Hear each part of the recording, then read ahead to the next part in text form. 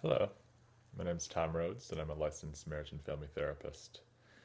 And this is my first video blog on my new video blog page of my website, selfinquirytherapy.com. So, welcome. And this first video, brief presentation, is going to be about anger. Anger gets a bad rap.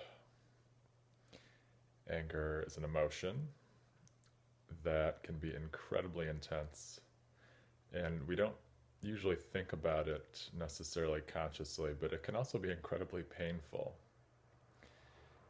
All that being said, it's incredibly valid, and we often shut it down for fear that it will end up looking like mom or dad or whoever may have taken care of us as a young child and embodied anger in a very intense and irresponsible way or unaccountable. In other words, anger often gets thrown on to other people. It's often sort of vomited out, quite literally, energetically. And as children, if we were on the receiving end of that quite regularly, or we saw someone like mom be on the receiving end of it from our dad, for example, either one of those scenarios can create a tremendous pressing down of anger within ourselves. And as an adult, as you may be watching this right now, man or woman, you may be relating to some of this. Your relationship with anger is incredibly impactful in your life, I imagine. Whether you are quite comfortable with it or quite uncomfortable with it, it can be very impactful in a positive way. And that's something that also doesn't get a lot of attention in what we hear about anger in our culture. We often hear about it talked about as the enemy, implicitly or explicitly, as bad. Anger bad, right? I mean, that's kind of the download we get. And it's kind of what a lot of us have seen. And sometimes we see it in ourselves. We feel it in ourselves. You may know what it feels like also, not only to have witnessed it and received it, but to have exploded it out of yourself in immense overload, or you get flooded with it. And you may take it out on your partner or a loved one in a way that later feels regretful. And part of why I moved to speak about it today on this video blog is that there are actually ways to heal and transform your relationship with anger. Whether that anger is generally turned inward at yourself, which usually feels and looks like depression. It's kind of the classic definition of depression, anger turned inward. Or whether you may be turning it outward, or often both. I mean, we're not robots.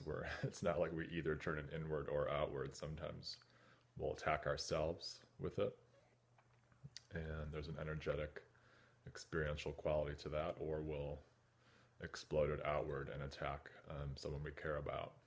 But there's also, and this is one of the main points I want to make, there's also a way to embody and experience anger that is not abusive, and it's not harmful, and is self-responsible, and is accountable, does include accountability.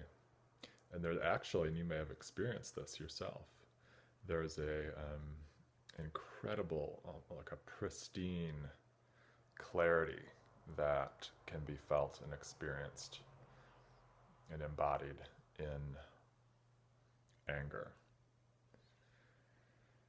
So make room for that. Anger is not the enemy. It can be a way we embody or express abusively, and I get it. I mean, I've seen it many times in my own life as a therapist and as a human being navigating friendships, relationships, family. I mean, it's part of living a life as a human being, as experiencing anger in some way or another. But the good news is that there are ways to work with it and transform it and get it down to manageable levels.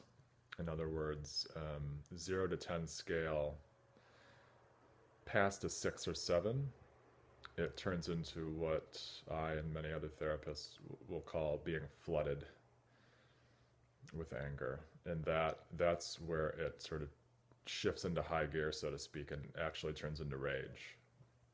Rage on a continuum is just very intense anger, right? We most of us know what that feels like as well. I would say probably all of us, if we're honest. But so anger can be managed. It can be metabolized. It can be met.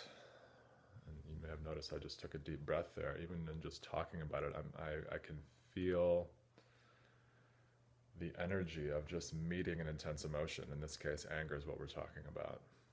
So part of what I offer in seeing clients as a psychotherapist and working with anger are, there's different levels to it. There's different facets through which to meet it, different ways to work with it. One is using mindfulness or presence techniques and just embodied presence, really. Getting enough of your being online in your body while anger is present. Let's say you catch it at a 5 out of 10 level of intensity, right? Just sort of right before it gets to rage, but where maybe it's moderately intense anger. Like you're pissed and you're talking to your husband or wife, let's say, and there's an intensity to it. Sometimes it's just that little sliver window of awareness that sees, oh wow, here I go. I'm on that verge of going off, or oh, I'm catching myself. So in session, I will teach people through practice as well as just relating to them with my own spaciousness, because I'm not them in that moment, right? I'm not caught in the anger. My job is to hold that with you or with the client, and so we hold it together. That's part of what therapy looks like, is me holding anger or other emotions with you, with the client. And so that, slowing it down, feeling what's happening in the body as anger is present. Feelings live generally below the neck, above the waist, in this area, right? Chest, stomach. Anger often streams through the arms. You'll often become aware of making fists, or that just streaming quality. If we don't get in the way of it, it streams through like ripples of energy. And so becoming aware of what's happening in the body, and it's almost like working a muscle, the inclination or the intention to get a little more curious about the embodied experience rather than the storyline. The storyline's valid, I'm not saying it's not, but the storyline can then be, you can come back to it with much more skillfulness and less defensiveness, and increase the chance that the person you're angry at may be less defensive in response to you, because you've actually taken a break and been with your anger physically. Sometimes it just looks like, you know what, I need to take a few minutes, or you know what, hold on, I'm at that verge of getting really, really angry, and I'm just going to stop for a moment. I don't want to say something I'm going to regret, for example. I'm really angry, and I do want to come back to this conversation, but I'm going to take a couple deep breaths.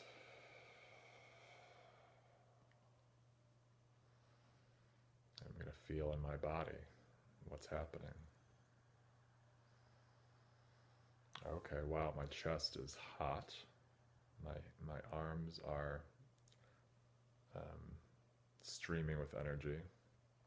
I feel it washing through movement in my whole body. So that's an example of what anger can feel like, and literally 10 or 20 seconds of that, slowing it down. And if you're doing this like in real time, like I was just role playing there with your husband or wife or whoever, and they see you consciously, intentionally not wanting to act out in anger, but also not wanting to shut it down. You're actually going inward and meeting it. You're digesting it right there and actually transforming it, not necessarily out of anger. In other words, not away from anger. You're not transforming it into something else necessarily, although that can happen. Sometimes underneath anger is just hurt and pain and sadness, and that's another, that may be for another video blog. But sometimes it's just feeling it, and then it can be presented in a way that's, maybe it's a 3 or 4 out of 10 now.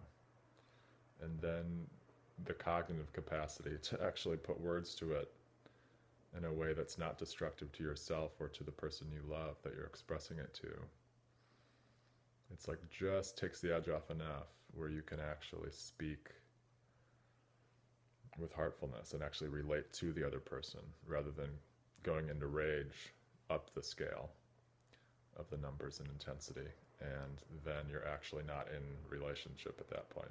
When you're flooded with an emotion like anger and it turns into rage, you're actually, I think, not relating to the other anymore. You're literally lost in your inner world. We see it with psychotic people in a different flavor, but they'll be like talking to themselves, and that's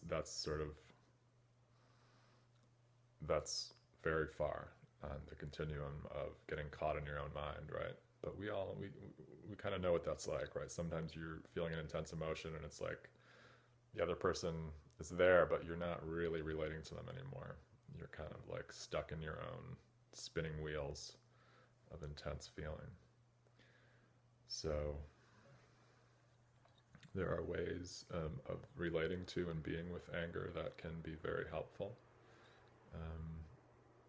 in increasing your chances of being heard and increasing your capacity to hold and meet intense feeling. So that's all I have for today to speak to you regarding anger. But I hope this has been somewhat helpful. And I wish you really well. Have a great day.